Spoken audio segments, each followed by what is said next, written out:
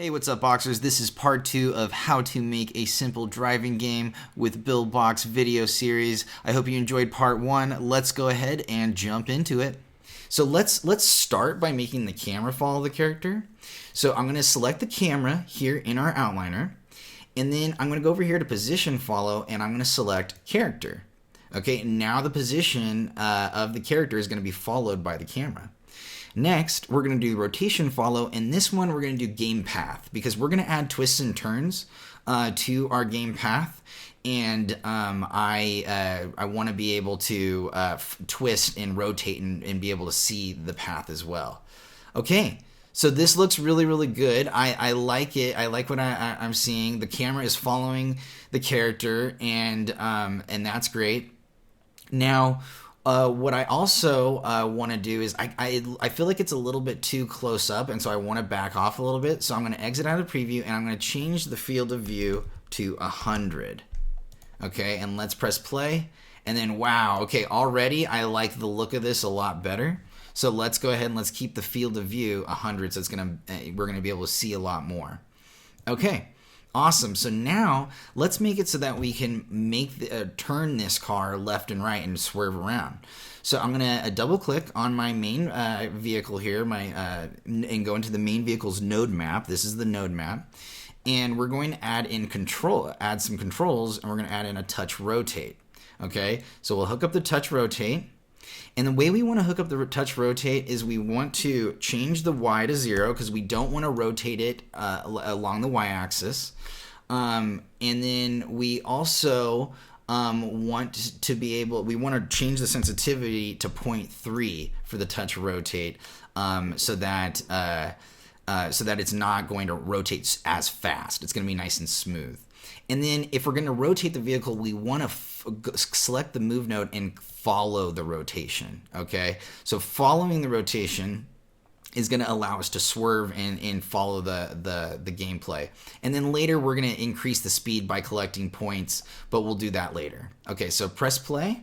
Okay, cool. So now you can see I'm able to gradually move. Woo! I'm able to gradually move the car, and it's able to swerve around, and I'm able to control the vehicle. But there's a couple things. First off, that road is way too small, and then also when we fall off the road, we need the car to be defeated.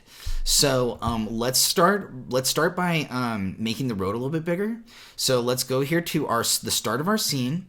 We want to go to the scale, and we want to change the scale to 2, okay? And then we're going to do the same, and that's for the X direction. And then we're going to do the same thing for the end of our scene. We're going to go to 2 in the scale for the X direction, and then that looks a lot better for our car. Our car looks to be fitting a lot better on the screen and on the path. And we got to do that for our first scene as well.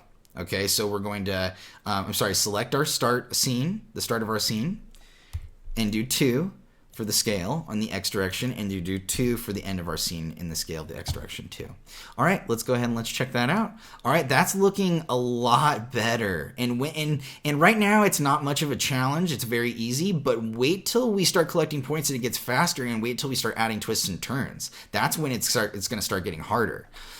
So let's exit out of this preview here, and then let's go ahead and add that defeat zone. So I'm going to go here to my start scene.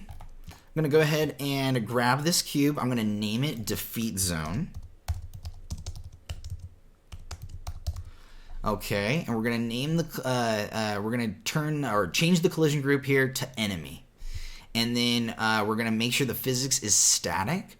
So what static means is that the collision shape is never going to move. You can still move the model, and you can still move animations, but you cannot move the collision shape. Okay, and kinematic allows you to move the collision shape and the model, but static just stays where it's at.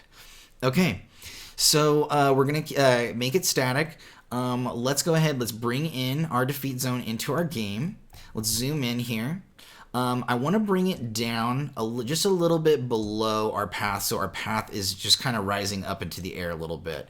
So we'll do something like I think around -2 here on the position. I'll just put in -2. I think is good. And then let's go ahead and let's scale this down so it's not as thick. Something like, 0.5 is about right. Okay, cool. And then I love the multi-tool here.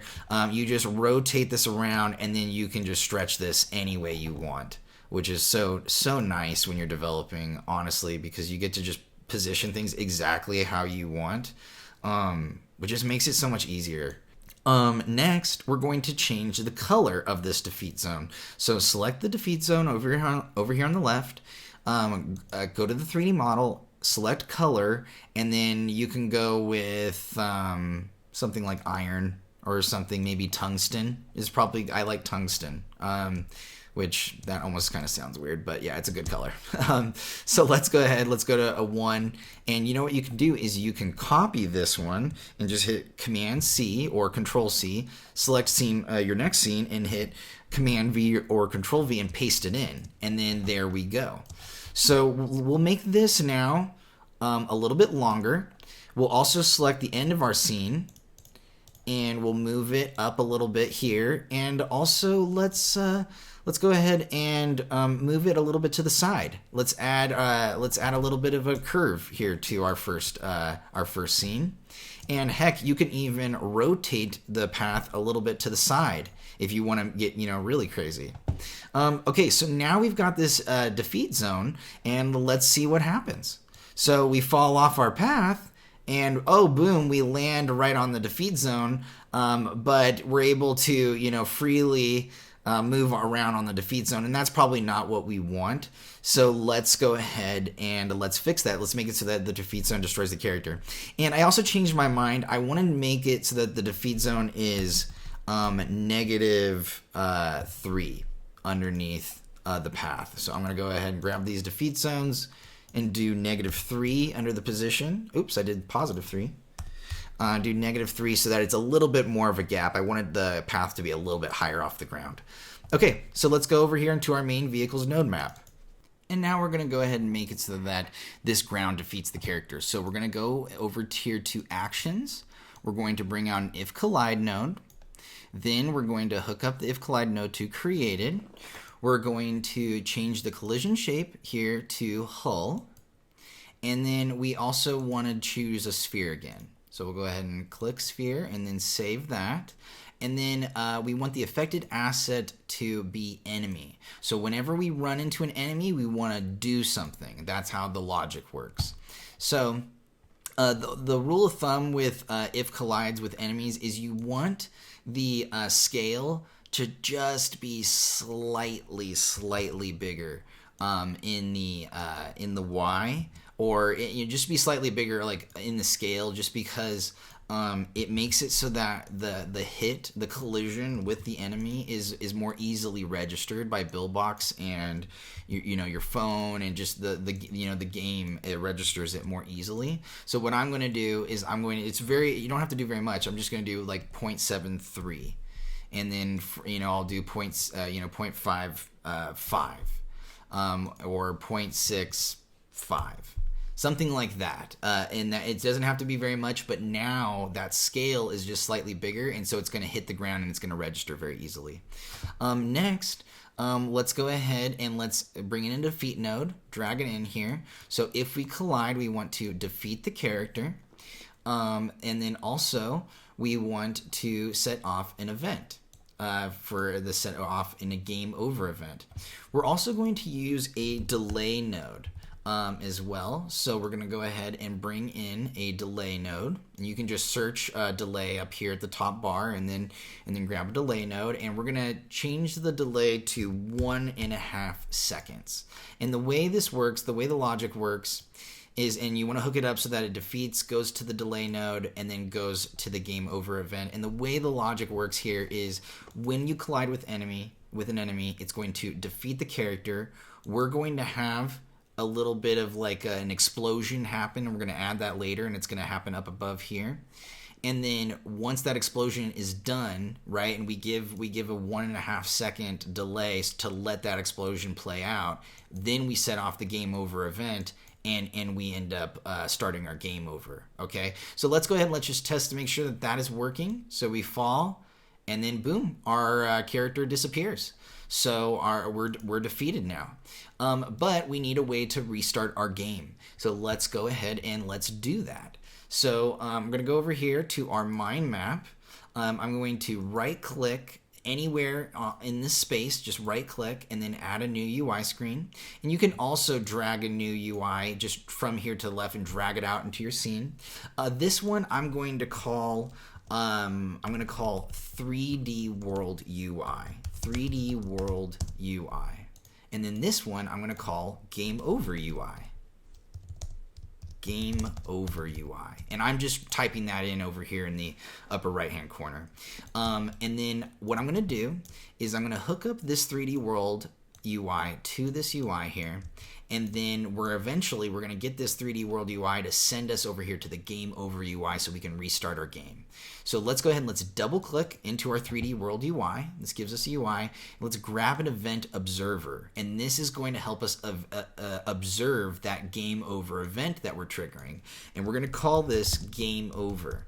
And the nice part is it's automatically set to Game Over for us, and then we can place it anywhere we want in our UI. Personally, I like to put them off to the side so that it doesn't get in the way of my design. Next, let's go back to our mind map, and then what do you know? We have this Game Over output here that we can now hook up, and we can send to our Game Over UI. Okay, great. Now, let's go into our Game Over UI, and let's add a restart button. Okay, so here's how you add a restart button. I'm just going to teach you real fast. I'm just going to search restart button online, and you can also do, transparent PNG, and that'll help. So you can go to image, or actually let's do a play button instead of restart button. Yeah, you could also do a restart button if you want to, whatever you feel like. Okay, let's take a look. I like this one. I like this restart button, so I'm going to go ahead and select that. So I'm going to right click that one and save image as, and then I will just save that to my desktop. And you know what? So for some reason that download didn't work. So I got to use a different one. I'm going to try this one now. I'll go ahead and use save as, and I'll save it again. Yeah, not sure why that first one didn't work, but it just didn't register. So the download didn't work, but this one did. So I'll grab my little PNG here that I have saved to my desktop, and I'm going to drag it, and I'm going to drop it in as a navigation button. Okay? Wow, this one's nice and big. So let's go ahead and I'll shrink it down, and I'm going to hold the shift button down on my keyboard so that I can keep the aspect ratio. If I let go of shift, I get kind of like, this free flowing thing, but I want to keep the size. So I'm going to hold shift down. I'm going to do something like this. Okay, great. Perfect. I'm going to put the play button, the restart button right about here for right now. And then I'm going to change the opacity to 0.8. Just lighten it just a little bit there. And then, okay, cool. So the nice part is we can go ahead and just hook this up, the function up to restart. It's very easy to hook this up. And then let's name this restart button. You can also name it play button or whatever you like. And then everybody go ahead and hit Command S or Control S on your keyboard, and let's save our game. So I'm going to go ahead and call this Crazy Car. And you can just name it whatever game you want, game name you want. I'm going to call this Crazy Car Tutorial Game. Okay, because I already have an old Crazy Car that I'm hanging on to. But you can name it your game whatever you want. Okay, so let's go ahead and let's press play. And then we're driving, and then we fall off, and then boom, there's 2 seconds and that explosion's going to happen, and then we see our restart button, and then boom, we can restart again. So that's really nice. Now we've got a game happening here. So I'm going to end this video here, and we're going to continue this series in part 3. And if you want to see any other tutorials like this, please let us know what you would like to see in the comments below, and I will see you in part 3.